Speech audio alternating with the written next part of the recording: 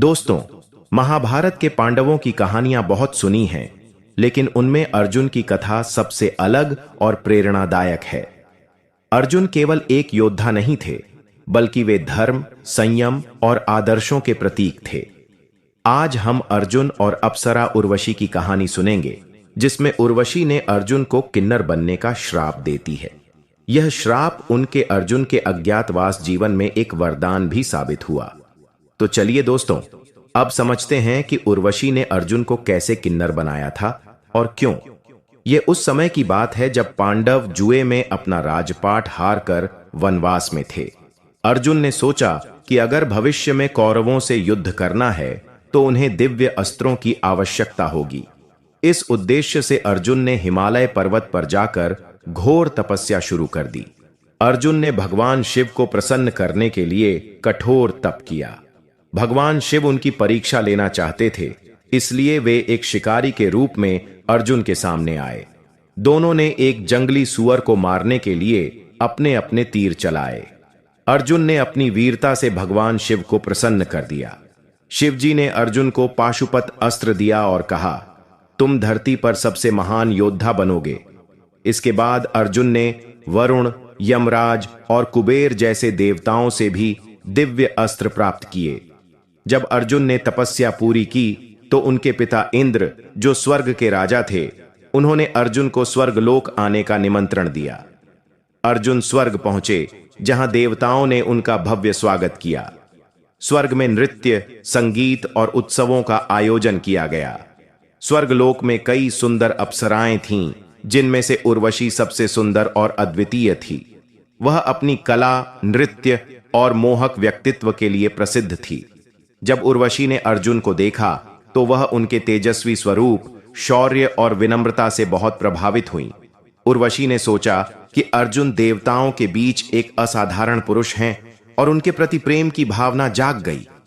एक रात उर्वशी अर्जुन के पास आईं और बोली, हे अर्जुन, मैंने देवताओं और मनुष्यों में ऐसा तेजस्वी और शूरवीर पुरुष कभी नहीं देखा। तुम्हारे शौर्य और गुणों ने मेरे हृदय को जीत लिया है। मैं तुमसे प्रेम करने लगी हूं और तुम्हारे साथ समय बिताना चाहती हूं। उर्वशी का यह प्रस्ताव किसी भी साधारण पुरुष के लिए अस्वीकार करना कठिन था, लेकिन अर्जुन केवल योद्धा नहीं थे, वे धर्म और मर्यादा का पालन करने वाले व्यक्ति भी थे। अर्जुन ने उर्वशी से कहा, हे देवी, आप पुरुवंशी राजा पुरुरवा की पत्नी रही हैं। राजा पुरुरवा हमारे वंश के पूर्वज थे, इसलिए आप मेरे लिए माता के समान पूजनीय हैं। मैं आपके प्रति इस प्रकार की भावना नहीं रख सकता। अर्जुन का यह उत्तर उनकी विनम्रता और आदर्शों को दिखाता है। उन्होंने मर्यादा और धर्म को सर्वोपरि रखा। उर्वशी अर्जुन के उत्तर से बहुत आहत हुई। उन्होंने इसे अपना अपमान समझा और क्रोधित होकर अर्जुन को श्राप दिया, तुमने मेरे प्रेम को अस्वीकार कर मेरा तिरस्कार किया है, इसलिए तुम 1 वर्ष तक किन्नर, नपुंसक के रूप में रहोगे। इस दौरान तुम युद्ध नहीं कर सकोगे और न ही किसी प्रकार की वीरता का प्रदर्शन कर पाओगे। अर्जुन यह श्राप सुनकर व्यथित हो गए।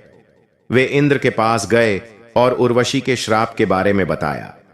इंद्र ने मुस्कुराते हुए अर्जुन को समझाया और कहा, हे अर्जुन, चिंता मत करो।